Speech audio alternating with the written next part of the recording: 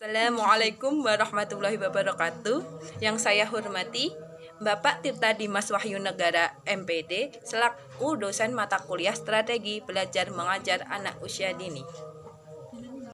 Perkenalkan, kami dari kelompok 6 yang beranggotakan saya Fadilatul Jannah dengan nomor NIM 205210023 dan teman saya Restia Fauziah Ananda dengan nomor NIM 205210025. Kami di sini akan menjelaskan tentang materi metode bercerita.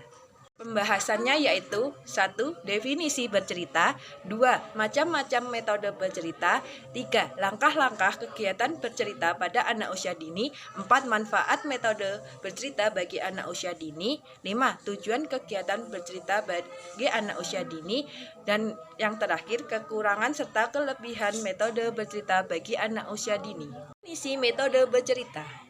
Metode bercerita adalah cara penyampaian atau penyajian materi pembelajaran secara lisan dalam bentuk cerita dari guru kepada anak didik. Metode bercerita merupakan salah satu pemberian pengalaman belajar bagi anak TK dengan membawakan cerita kepada anak secara lisan. Metode bercerita atau mendongeng disebut sebagai metode yang menjelaskan atau menceritakan kembali suatu peristiwa atau kejadian kepada siswa. Cerita yang digunakan harus menarik dan mengandung perhatian anak dan tidak terlepas dari tujuan pendidikan bagi anak. Dengan metode bercerita akan menimbulkan kesan dan pesan yang dapat diserap oleh anak serta melalui metode bercerita yang menarik, penyampaian pesan moral yang terkandung akan lebih mudah melekat di dalam benak anak-anak. Metode bercerita disampaikan melalui cerita yang menarik dengan atau tanpa bantuan media pembelajaran. Macam-macam metode bercerita untuk anak usia dini, yaitu bercerita dengan gambar, bercerita dengan menggunakan boneka, bercerita dengan membaca langsung dari buku, bercerita menggunakan bahan dari papan flanel, berdramatisasi suatu cerita, dan terakhir bercerita sambil memainkan jari tangan. Penggunaan metode bercerita pada pembelajaran anak usia dini selain disajikan melalui berbagai cara, dapat juga menggunakan media pembelajaran dengan tujuan untuk mengoptimalkan penyampaian materi pembelajaran sehingga pembelajaran tidak membosankan bagi anak.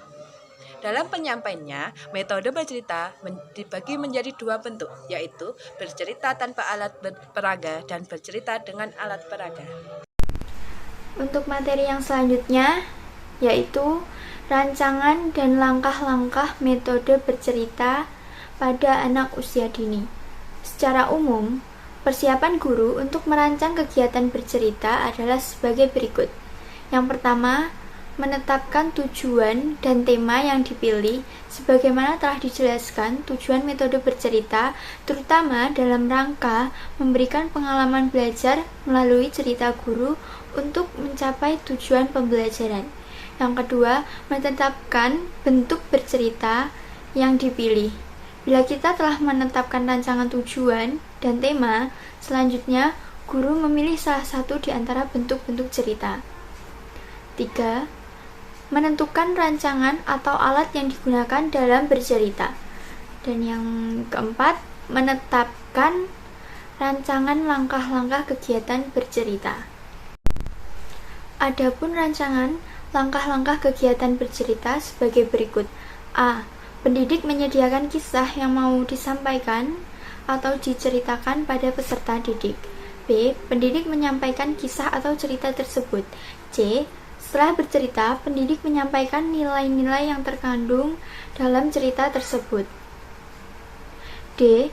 Pendidik melakukan evaluasi terhadap peserta didik. E. Pendidik memberikan transkrip cerita kepada peserta didik. F. Mengatur tempat duduk anak. G. Pembukaan kegiatan bercerita. H. Pengembangan cerita yang dituturkan guru. I. Menetapkan rancangan cara-cara bertutur yang dapat mengantarkan perasaan anak. J. Menutup kegiatan bercerita dengan mengajukan pertanyaan-pertanyaan yang berkaitan dengan isi cerita tersebut. Dan yang terakhir yaitu menetapkan rancangan penilaian kegiatan bercerita. Pembahasan yang keempat yaitu manfaat metode bercerita dalam pembelajaran anak usia dini. Yang pertama yaitu membantu pembentukan pribadi dan moral anak, memberikan sejumlah pengetahuan sosial, nilai-nilai moral keagamaan. Yang kedua, kegiatan bercerita memberikan pengalaman belajar untuk melatih pendengaran dan konsentrasi anak. Yang ketiga, memberikan pengalaman belajar dan memungkinkan anak mengembangkan kemampuan kognitif, afektif, dan psikomotor. Yang keempat, memberikan pengalaman belajar yang unik dan menarik, serta dapat mengatakan perasaan, membangkitkan semangat, dan menimbulkan keasikan tersendiri. Yang kelima, menyalurkan kebutuhan imajinasi dan fantasi anak. Dan yang terakhir yaitu memacu kemampuan verbal anak.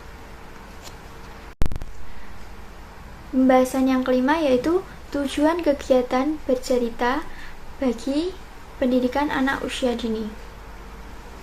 Kegiatan bercerita bertujuan agar dapat terbimbing dalam mengembangkan kemampuan berbahasa, memberikan informasi, menyalurkan imajinasi, berfantasi, memperluas wawasan, dan merangsang cara berpikir. Selain sangat menarik, melalui cerita dapat ditanamkan nilai-nilai moral, agama, sosial, dan lain sebagainya, serta dapat dikatakan melalui metode bercerita menyerapkan pesan-pesan moral yang dituturkan tersampaikan. Untuk pembahasan yang terakhir yaitu kelebihan dan kekurangan metode bercerita. Kelebihan dari metode bercerita yaitu bahwa kegiatan bercerita bagi anak prasekolah bermanfaat untuk mengkomunikasikan nilai-nilai budaya, sosial, dan agama, serta mengembangkan imajinasi, dimensi kognitif, dan bahasa. Metode bercerita dapat menjadi cara untuk mengembangkan pengetahuan dan kreativitas anak karena kegiatan tersebut dapat merangsang nalar dan imajinasi anak serta memberikan banyak kosakata baru.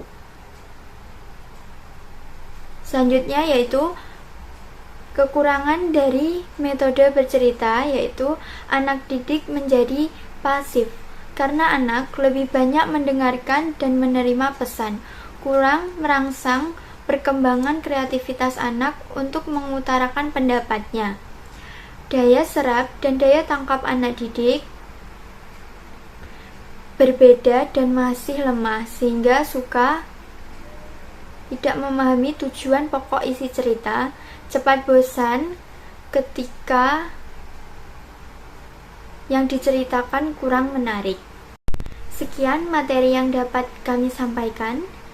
Bila ada pertanyaan, bisa langsung bertanya di kolom komentar. Kurang lebihnya kami mohon maaf. Wassalamualaikum warahmatullahi wabarakatuh.